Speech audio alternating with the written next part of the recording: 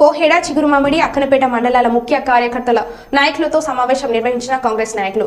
అట్టి కార్యక్రమానికి ముఖ్య అతిథిగా హాజరైన మంత్రి పొన్నం ప్రభాకర్ గౌడ్ ఈ సమావేశంలో కాంగ్రెస్ మండల అధ్యక్షులు, ఇతర ముఖ్య నేతలు పాల్గొన్నారు.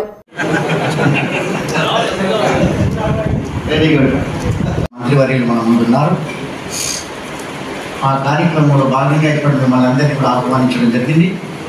దయచేసి ఒక 30 నిమిషాలు కొంచెం శ్రద్ధగా మనసు పెట్టి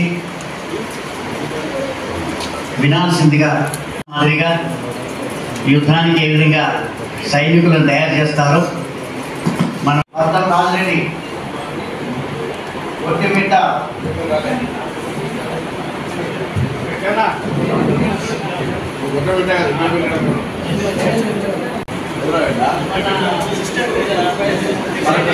బింజపల్లి మద్దం రాజరెడ్డి, వల్లపు పరశురాముడు, ముప్పడి మెడబోయిన శ్రీను, వెడిగపల్లి తిట్టాల వినోద్, మంచినీళ్ళ బండ, కేశనాయక్ తండ వెంకటయ్య, మల్చెడు తండ వానోతు రవీందర్. 2004 నుంచి 2014 దాకా రాజశేఖర రెడ్డి గారు అధికారంలో ఉన్నప్పుడు ధైర్యంగా ఊర్లల్లో మేము ప్రతి హామీ అమలు చేసినామని చెప్పగలిగేటువంటి ధైర్యంతో ముందు మనాలు ఉండాలి.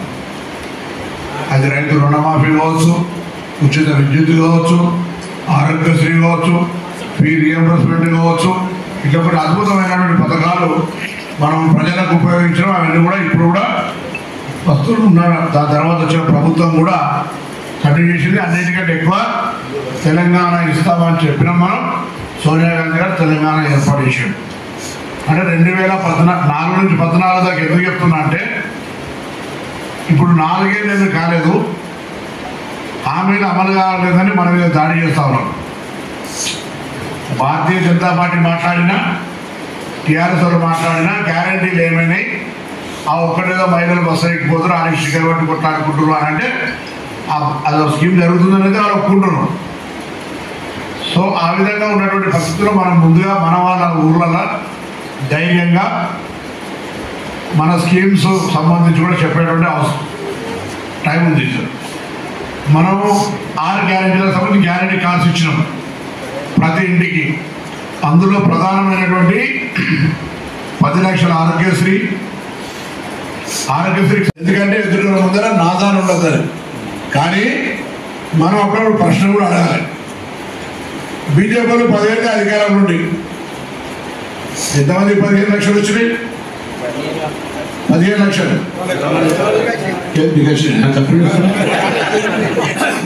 15 లక్షలు అయితే రాలే కదా. వాళ్ళ ప్రైమ్ మినిస్టర్ ఉన్నా లేదా అన్నాడు. మనం కొత్త అబద్ధం చెప్తారు. 17 లక్షల రూపాయలు ఇస్తే ప్రైమ్ మినిస్టర్ ఉన్నా లేదా ఒకటి. రెండోది రైతుల ఆదాయం రెట్టింపు చేస్తాను. రెట్టింపు అయిందా? రైతుల మ్యానుఫ్యాక్చర్ మనం వేరే కొత్తగా విమర్శ కాదు. రైతులకు సంబంధించి పెన్షన్ ఇస్తాను. అన్నిటికంటే ఎక్కువ తెలంగాణ విభజన హామీలు అమలు చేయాలి. ఊర్లో ఇంకొక మాట చెప్పాలి. ఎంతమంది చనిపోతే, ఎంతమంది కొట్లాడితే, ఏ ఊర్లో అన్ని ఊర్లలో కలిసి ఉద్యమం చేస్తే తెలంగాణ వస్తే చాలామంది అమరవీరులు అయితే పార్లమెంటు సాక్షిగా నరేంద్ర మోడీ గారు అంటా ఉన్నారు, తల్లి లక్ష్మిని బిడ్డొచ్చింది, తలమరేసి దొంగతనంగా తీసుకెళ్ళి తెలంగాణ అని చెప్పి తెలంగాణ అవమానపరిచిండు. సిలిండర్ ఇప్పించే బాధ్యత మాది అని గ్రామంలో చెప్పాలి. 4వది 200 యూనిట్లు కూడా చాలా మందికి ఉపయోగపడుతుంది. 201 దాటినా బిల్లు కట్టుకోవాలి. అది రూరల్. నేను మారుతాను, ఇంకో మారుతాను. There is no end.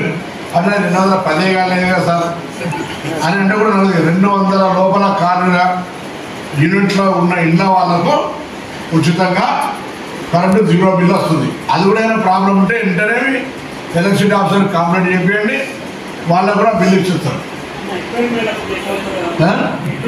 ఒకసారి మళ్ళా తక్కువ 200 ఫ్రీ. అందుకే చిన్న చిన్న క్లారిఫికేషన్స్ దాని విషయం లేదు. ఇప్పుడు ఒకసారి 210 కాలేదంటే మాత్రాన మళ్ళీ కొండలు రావడం లేదు. 200 యూనిట్ల లోపల బిల్లు చేయగానే ఆటోమేటిక్గా 0 బిల్ వస్తుంది. కంప్యూటర్ ఫెయిల్ అయింది. ఏప్రిల్ మేలో